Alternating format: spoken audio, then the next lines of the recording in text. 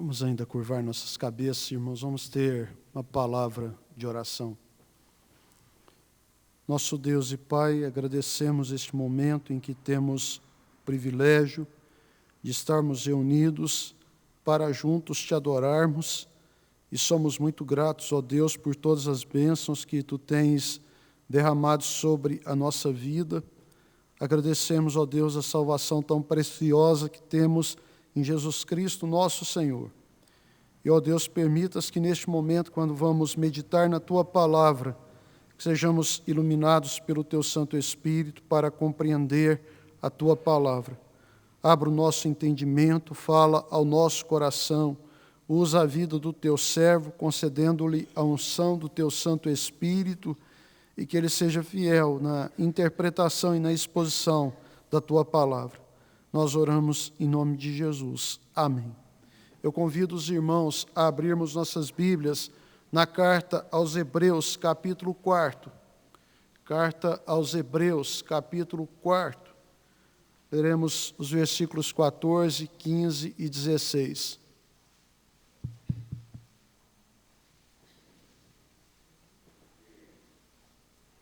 A palavra do Senhor nosso Deus assim diz: Tendo, pois, a Jesus, o Filho de Deus, como grande sumo sacerdote, que penetrou os céus, conservemos firmes a nossa confissão, porque não temos sumo sacerdote que não possa compadecer-se das nossas fraquezas. Antes foi ele tentado em todas as coisas, à nossa semelhança, mas sem pecado. Acheguemo-nos, portanto, confiadamente junto ao trono da graça, a fim de recebermos misericórdia e acharmos graça para socorro em ocasião oportuna. Davi, o grande salmista, rei de Israel, ele escreve o Salmo 40, que temos registrado nas Escrituras Sagradas. E neste salmo ele faz uma declaração que expressa com profundidade a realidade da sua vida e também a realidade da vida de cada um de nós. Assim ele afirmou: Eu sou pobre e necessitado, porém o Senhor cuida de mim. Tu és o meu amparo e o meu libertador. Não te detenhas, ó Deus meu. Versículo 17 do Salmo 40.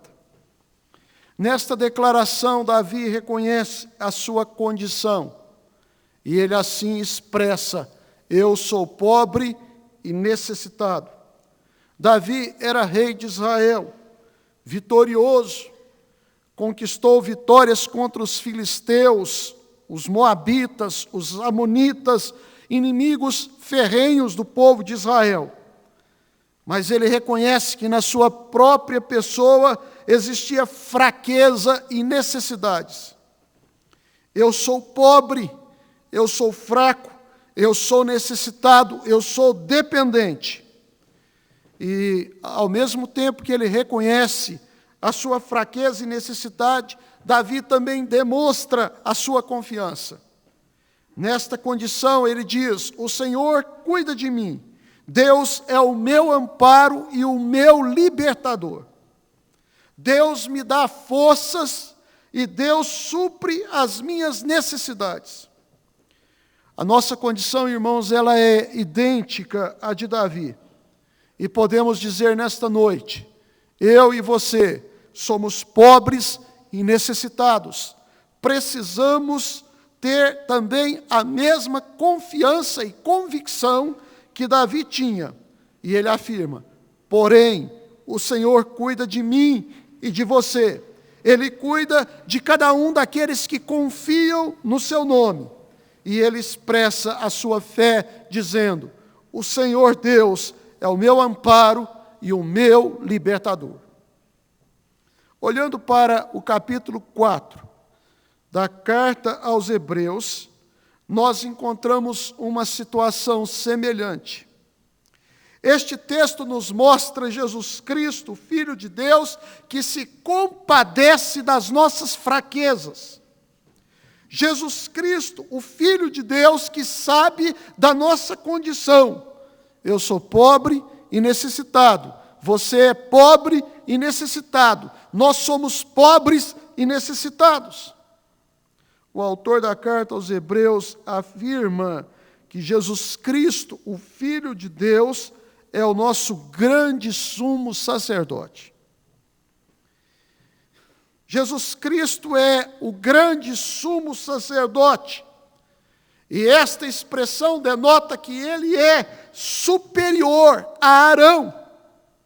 E ele é superior a todos os sacerdotes que vieram da tribo de Levi.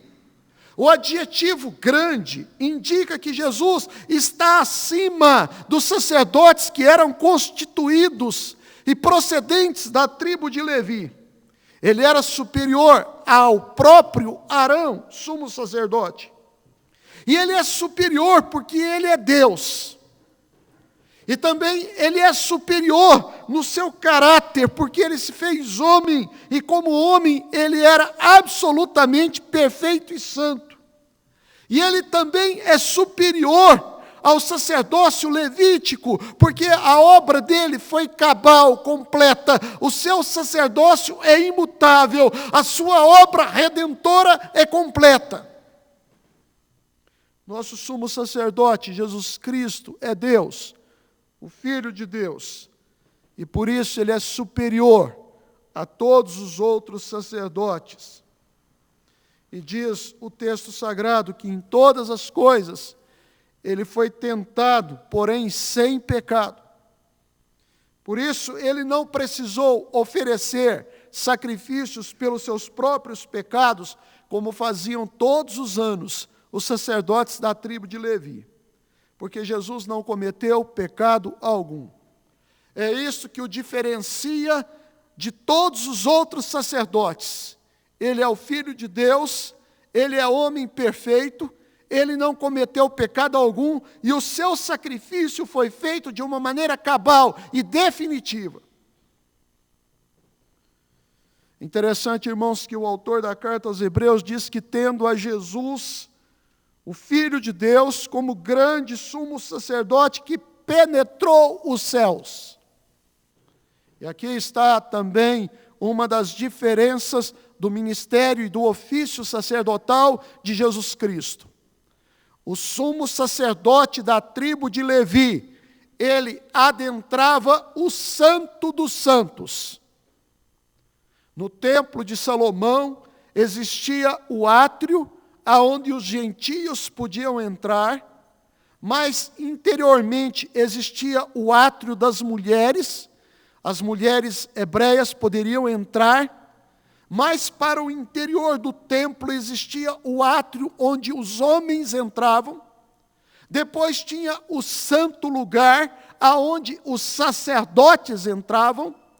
E separando o santo lugar do santo dos santos havia um véu, uma cortina, e no santo dos santos apenas o sumo sacerdote, uma única vez por ano, ele entrava para oferecer o sacrifício em favor do povo. Jesus Cristo adentrou os céus, por isso ele é superior, e por isso ele é grande sacerdote. Jesus está presente na presença de Deus, depois de ter sido morto e ressuscitar, e lá na glória dos céus, no trono que lhe está preparado, ele se compadece de nós, compadece das nossas fraquezas. Muito interessante fazer a análise dessa palavra no original grego. A melhor tradução e a tradução literal desta palavra é a palavra simpatia.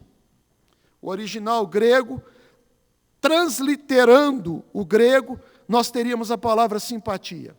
Jesus é simpático com as nossas fraquezas. Jesus é Deus e Jesus, como homem, ele compreendeu perfeitamente as nossas fraquezas, as nossas limitações, as nossas necessidades profundas. E melhor do que ninguém, Jesus Cristo sabe que nós somos pobres e necessitados. Na sua vida como homem e perfeitamente homem, Jesus Cristo experimentou a fome, a sede, o cansaço, o que é a dor da traição e toda sorte de sofrimento no seu corpo e na sua alma. E diz o texto sagrado que ele foi tentado à nossa semelhança em todas as coisas. Na experiência humana, o Senhor Jesus Cristo conheceu as necessidades profundas que nós temos. A única coisa que Jesus Cristo não vivenciou como homem foi o pecado. Ele jamais cometeu pecado. Ele nunca pecou. Sim, irmãos, Jesus Cristo, tentado à nossa semelhança, porém sem pecado, Ele pode nos socorrer. Ele pode compadecer de nós. E aí o texto nos desafia a confiarmos nele e manter firme a nossa confissão. Um dia, nós viemos diante da igreja e professamos a nossa fé em Cristo Jesus. E o autor da carta aos Hebreus diz: mantenha firme a sua confissão de fé. Diga sempre: Jesus Cristo é o meu Senhor, Jesus Cristo é o meu Salvador, Ele é o meu amparo e o meu libertador. Ele nos libertou do domínio do pecado, das consequências do pecado. Estamos livres da culpa e da condenação.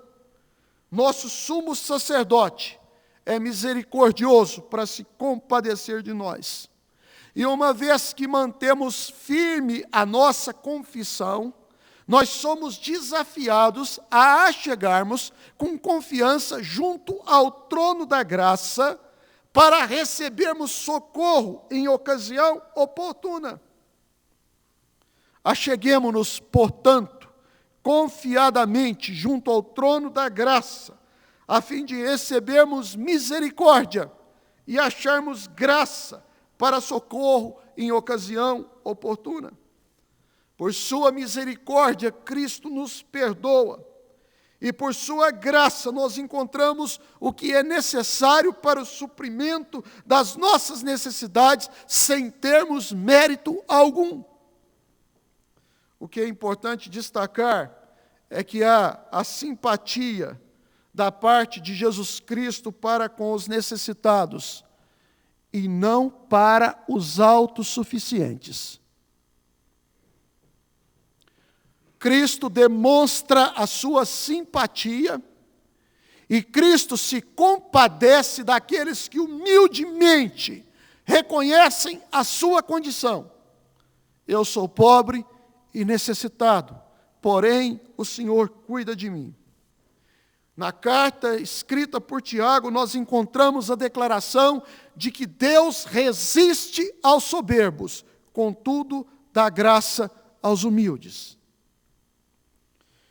Tanto Davi quanto o autor da carta aos Hebreus querem mostrar a nossa condição de pobres e necessitados, completamente dependentes da graça do Senhor. E o autor da carta aos Hebreus vai apresentar-nos a declaração preciosa de que temos um grande sumo sacerdote que se compadece das nossas fraquezas. Temos um grande sumo sacerdote que se compadece das nossas fraquezas. E eu quero pensar em 3 aspectos em que Cristo, nosso grande sumo sacerdote, se compadece das nossas fraquezas. Primeiramente, Ele sabe das nossas necessidades materiais.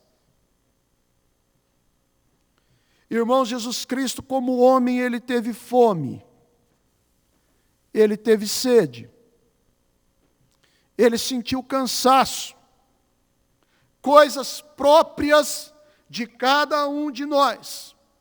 E por causa disso, e por Ele ser simpático às nossas necessidades, Ele sabe que nós precisamos de pão, precisamos de água e precisamos de descanso. Ele sabe disso. na oração que ele ensinou os seus apóstolos e a igreja a fazer, o Senhor Jesus nos mostra o que devemos pedir para Deus. E Ele ensina-nos a pedir: o pão nosso de cada dia nos dá hoje. Jesus Cristo sabe da sua necessidade e da minha necessidade de ter o pão em nossa mesa a cada dia.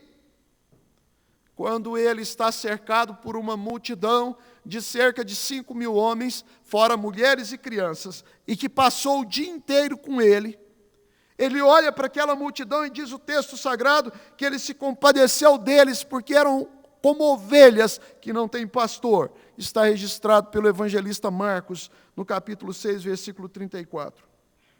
E Jesus, se compadecendo daquela multidão, não vai despedi-los de estômago vazio. Jesus quer dar comida para aquele povo. E ali Ele tem alguns pães e uns peixinhos. Diz o texto sagrado que Ele pega os pães e os peixes, ora, agradece, pede a bênção do Pai, e aqueles pães e peixes são multiplicados e alimentado toda aquela multidão de 5.000 homens. Em outra ocasião, novamente Jesus está diante de uma multidão, e diz o texto sagrado que eram cerca de 4.000 homens. Eles passaram 3 dias com Jesus, e assim Jesus expressa: tenho compaixão desta gente, porque há 3 dias que permanece comigo, e não tenho o que comer, e não quero despedi-la em jejum, para que não desfaleça pelo caminho.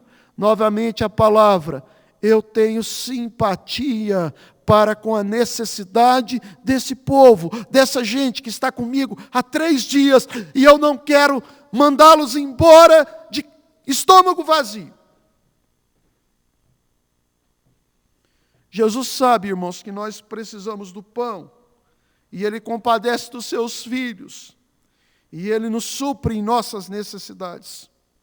Não precisamos viver ansiosos e preocupados quanto ao dia de amanhã, no que comeremos ou no que beberemos. Os gentios, ou seja, quem não confia em Jesus, é que tem estas preocupações e estas ansiedades. Nós, porém, podemos confiar no Senhor, que Ele cuida de nós e nos dará o que é necessário para o nosso sustento. Podemos recorrer junto ao trono da graça, e Deus supre. Davi escreveu, irmãos: fui moço e agora sou velho, e jamais vi o justo desamparado, e nem a sua descendência a mendigar o pão. Irmãos, temos necessidades, e elas precisam ser supridas. Jesus Cristo conhece, e Ele nos desafia, e em sua palavra encontramos a declaração: achegue confiadamente junto ao trono da graça, para poder receber graça e socorro em ocasião oportuna. Aí eu preciso fazer a aplicação aos irmãos. E a aplicação é das mais simples possíveis. Durante 40 dias e 40 noites, Jesus ficou sem comer e sem beber. E diz o texto sagrado que naqueles dias ele teve fome. E nessa condição humana de ter fome, o diabo tenta se aproveitar da situação. E ele aproxima de Jesus para dizer assim: se tu és o Filho de Deus, transforma estas pedras em pães. Jesus tinha fome, irmãos, mas em hora nenhuma ele aceitou qualquer proposta desonesta, corrupta, para poder matar a sua fome. Ele não aceitou a tentação do diabo. Ele não aceitou. Temos fome, temos necessidades, mas quem irá suprir as nossas necessidades é o nosso Deus. Não aceitaremos nenhuma proposta de corrupção, de desonestidade, para termos a nossa fome sendo suprida. Jesus responde para o diabo, irmãos, não só de pão viverá o homem, mas de toda a palavra que procede da boca de Deus. Aos seus amados, Deus dá o pão até enquanto dorme. Temos necessidades, mas jamais a necessidade irá justificar eu cometer algum pecado contra Deus para poder ter a minha necessidade satisfeita. Quem vai suprir a sua necessidade e a minha necessidade é o Senhor, não é o diabo. Diz o texto, irmãos, que cessada a tentação, vieram anjos de Deus e serviram a Jesus. Quando você aceita a comida do diabo, você perde a oportunidade de comer o que Deus tem para te oferecer. Quero dizer para você, meu querido, Jesus sabia o que era ter fome e ter sede, mas Ele não cometeu pecado nenhum para satisfazer a sua necessidade de fome e de sede. Ele confiou que o Pai iria suprir. Nós temos fome e sede, mas nós não precisamos cair em nenhuma tentação ou nenhuma cilada do diabo para que tenhamos a nossa fome e a nossa sede satisfeita. Em segundo lugar, irmãos, o nosso grande sumo sacerdote, que é simpático às nossas fraquezas, ele sabe das nossas necessidades físicas. Eu não tenho tempo para discorrer sobre todas elas, mas em alguns aspectos irei analisar com os irmãos nessa noite. Jesus sabe que em nossa fraqueza, nós adoecemos. A doença, irmãos, é algo que aflige a vida humana. E na doença nós percebemos o quanto somos pobres e necessitados. O quanto nós somos fracos. E Jesus Cristo, Ele se compadeceu daqueles que sofriam no corpo as enfermidades. Diz o texto sagrado que 2 cegos vinham clamando após Jesus, dizendo: tem compaixão de nós, filho de Davi. Jesus então pergunta: crês que eu posso fazer isso? E eles responderam: sim, Senhor. Está registrado no Evangelho escrito por Mateus, capítulo 9, do versículo 27 a 31. E então Jesus os curou. Mas o que é impressionante, irmãos, é que após este episódio, logo em seguida, nos versículos 35 e 36, no capítulo 9, diz o texto: e percorria Jesus todas as cidades e povoados, ensinando nas sinagogas, pregando o evangelho do reino e curando toda sorte de doença e enfermidades. Vendo ele as multidões, compadeceu-se delas, porque estavam aflitas e exaustas, como ovelhas que não têm pastor. Na nossa enfermidade, Jesus Cristo se compadece de nós. Também, irmãos, Jesus se compadece daqueles que têm vivido agrilhoados pelo diabo. Pessoas que o diabo tem aproveitado a oportunidade, tem oprimido estas vidas, tem possuído estas vidas. E da mesma forma, diz o texto sagrado, que via uma mulher sírio-fenícia, uma mulher cananeia, e ela vinha atrás de Jesus clamando: Senhor, filho de Davi, tem compaixão de mim. Eu tenho uma filha que está horrivelmente endemoniada. Aquela mulher aproximou confiadamente junto ao trono da graça. Os discípulos achavam que aquela mulher estava importunando Jesus, e eles dizem para Jesus: fala para essa mulher ir embora. E ela continua clamando. E Jesus disse para aquela mulher: eu fui enviado às ovelhas perdidas da casa de Israel. E ela diz: eu sei, Senhor. E aí Jesus vai dizer para ela: não é bom tomar o pão dos filhos para lançá-lo para os cachorrinhos. E aquela mulher diz: os cachorrinhos podem comer das migalhas que caem da mesa do seu Senhor. Aquela mulher sabia que ela era pobre e necessitada.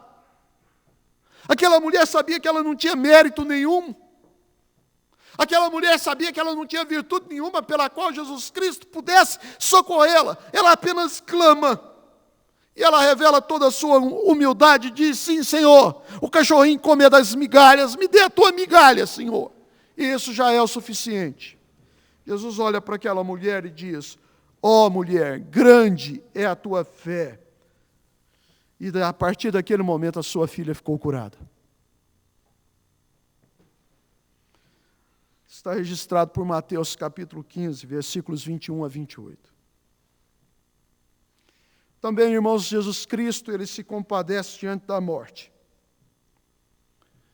E, dentre os milagres extraordinários de Jesus, nós temos algumas ressurreições de mortos. Quero apenas destacar a ressurreição de Lázaro, quando Jesus é simpático ao sofrimento de Marta e Maria. Elas choram a perda do seu irmão. E naquele momento, Jesus, convivendo com a morte, ele sabe a dor da perda. E ele se compadece de nós, na nossa fraqueza, porque não há nada mais que torne-nos completamente fracos e impotentes, é quando nós estamos diante da morte. Ali nós verificamos que o homem não pode nada, que o homem é completamente fraco e dependente. No luto, nós podemos buscar graça junto ao trono da graça, para podermos continuar. O interessante, irmãos, que eu não encontrei nenhum texto que Jesus estava doente. Mas eu encontrei o texto que Jesus levou todas as nossas enfermidades. E como ele levou todas as nossas enfermidades, Jesus Cristo sabe perfeitamente o que é diabetes, o que é pressão alta, o que é câncer, o que é cegueira, o que é surdez. E qualquer tipo de enfermidade que você pensar, Jesus Cristo sabe de todas elas. E ele sofreu todas elas em nosso lugar. Por isso ele pode se compadecer de cada um de nós, porque Jesus Cristo sabe da sua doença. Jesus Cristo sabe da sua enfermidade. Jesus Cristo sabe o que é chorar a perda de um ente querido. Ele levou sobre si todas as nossas enfermidades, mas também Jesus Cristo teve a experiência da morte. E ele a sofreu em nosso lugar. E, queridos irmãos, naquela hora tão angustiante, naquela hora tão terrível que Jesus Cristo veio aproximar o seu momento, ele diz: a minha alma está profundamente triste até a morte. E a angústia de Jesus é tamanha diante da morte, que diz o texto sagrado que o seu suor se tornou em gotas de sangue. E Jesus Cristo passa pela experiência da morte, para que nós, ainda que atravessemos o vale da sombra da morte, não venhamos a temer mal nenhum. Isto se o Senhor, o bom pastor, estiver conosco. Se o Senhor estiver comigo, não temerei mal nenhum, mesmo a morte. Ele é poderoso para socorrer-nos em nossas fraquezas físicas. Terceiro lugar, irmãos, eu quero compartilhar com os queridos que também Jesus Cristo sabe das nossas necessidades espirituais. Jesus Cristo sabe das nossas tentações. E mais, embora Jesus Cristo não tenha caído em nenhuma tentação, Jesus Cristo sabe das nossas quedas.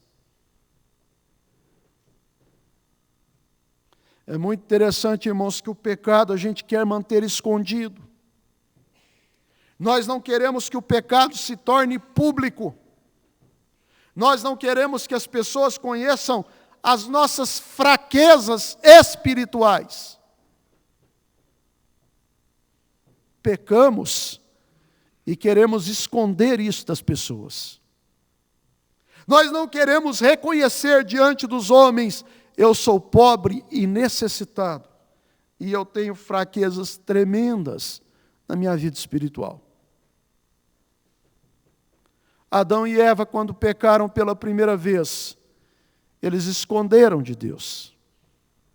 Ouviram a voz do Senhor e se esconderam, achando que eles poderiam fugir da presença do Senhor.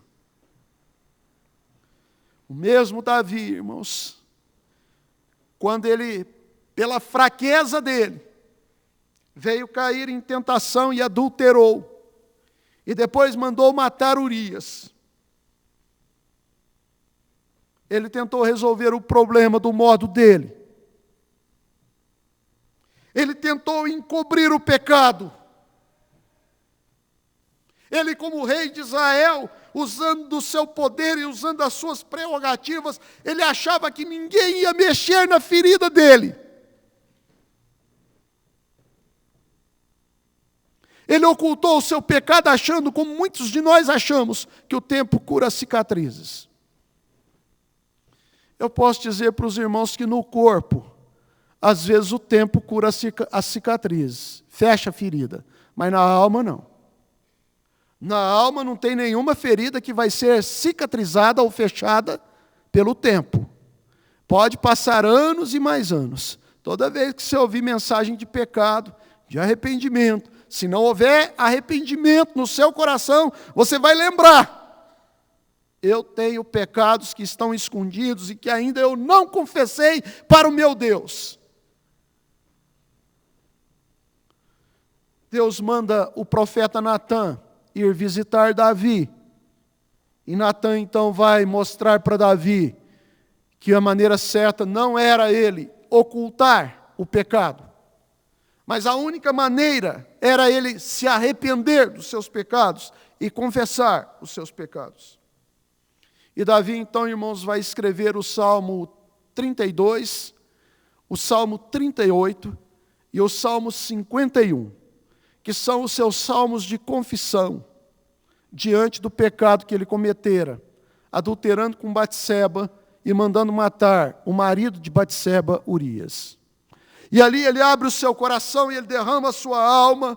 Ele clama pela misericórdia de Deus e ele confessa os seus pecados. E ele torna público os seus pecados, para que todos soubessem que ele havia pecado contra Deus, mas que ele estava arrependido e que ele confessava o seu pecado e pedia o perdão do Senhor.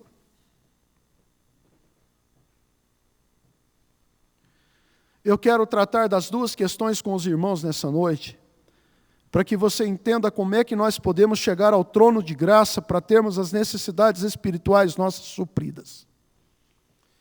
Irmãos, toda tentação é atraente.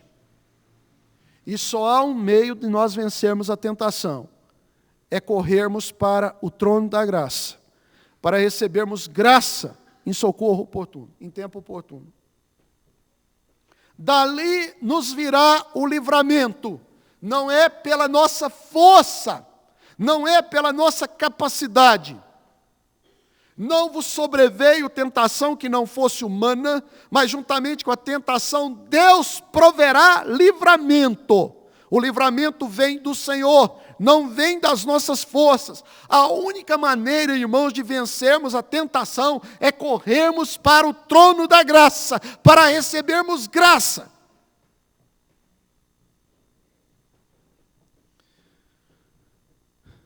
E eu tenho que reconhecer, irmãos, e nós todos vamos reconhecer nessa noite para podermos participar da ceia. Se não reconhecermos, não temos o direito de participarmos da ceia.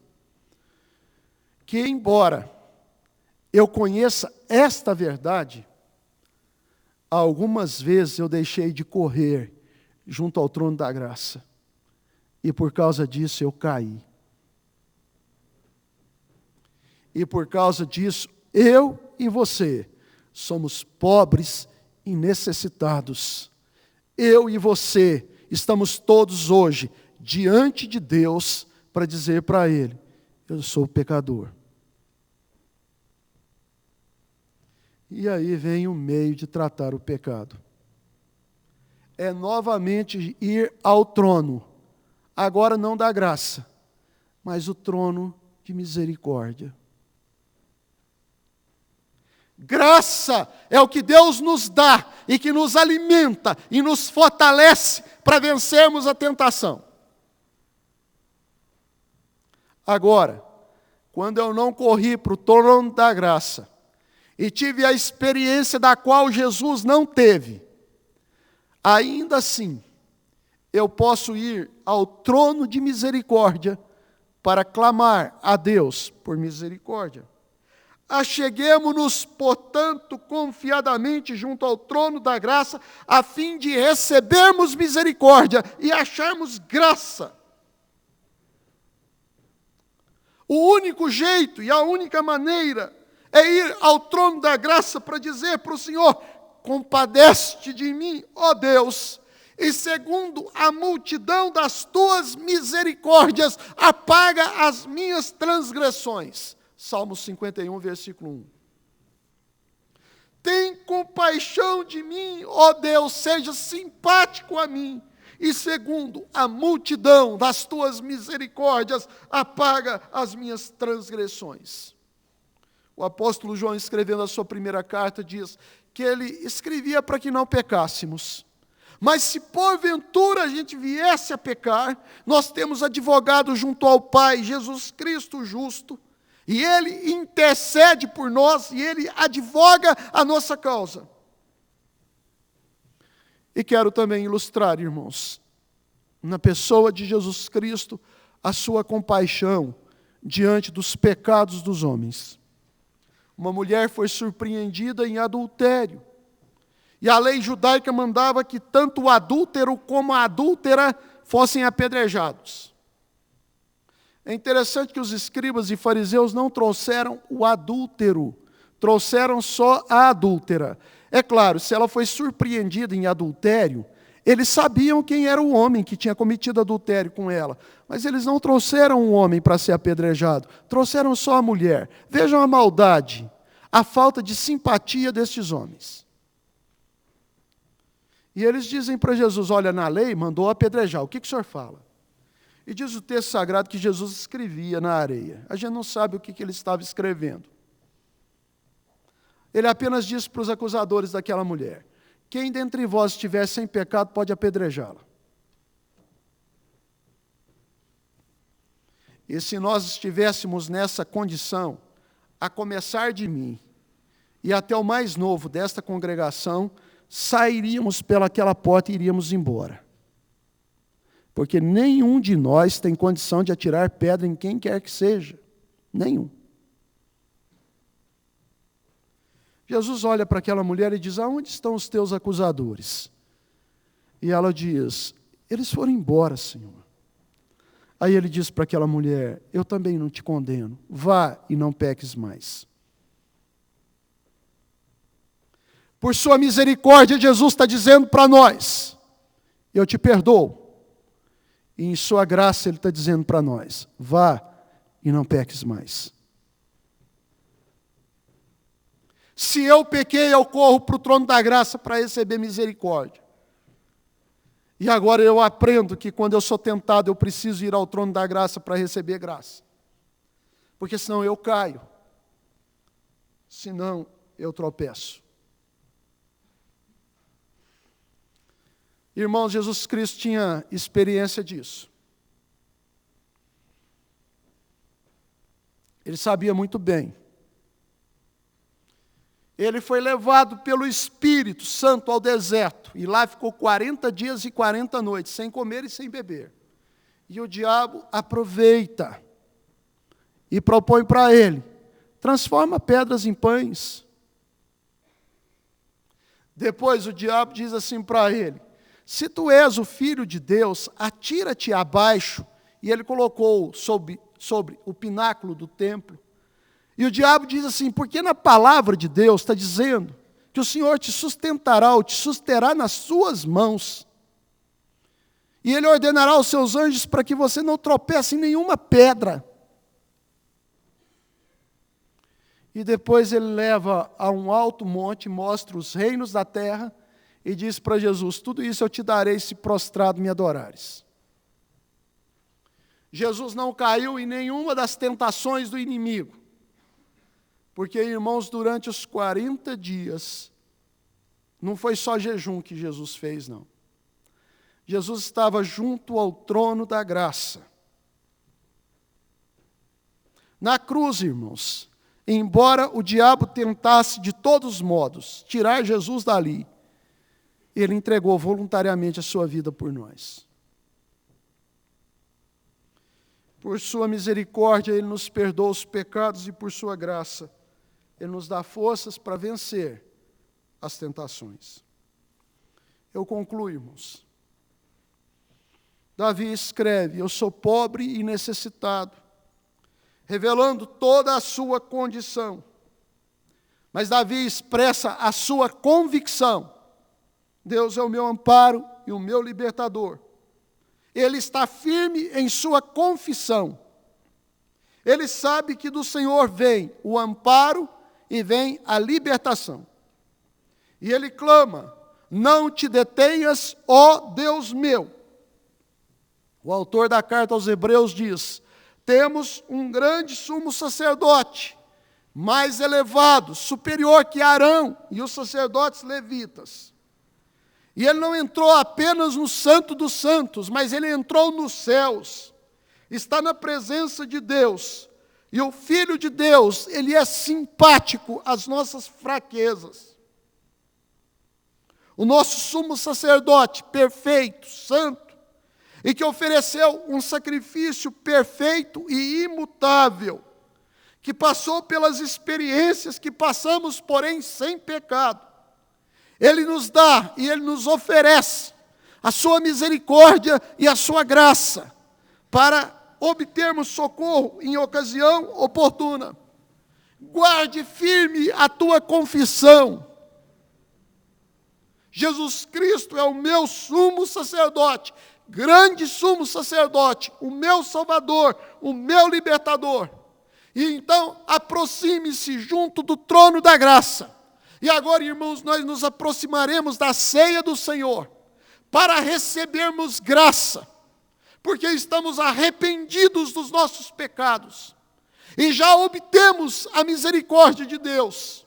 E agora precisamos da graça de Deus para, fortalecidos pelo Senhor, nós podemos sair daqui com a disposição de imitar o nosso grande sumo sacerdote e de procurarmos por todos os meios termos sempre a graça de Deus para vencermos as tentações. Em todas as nossas necessidades, Jesus Cristo, o grande sumo sacerdote, Ele pode suprir cada uma delas. Nas suas necessidades materiais, nas suas necessidades físicas e nas suas necessidades espirituais.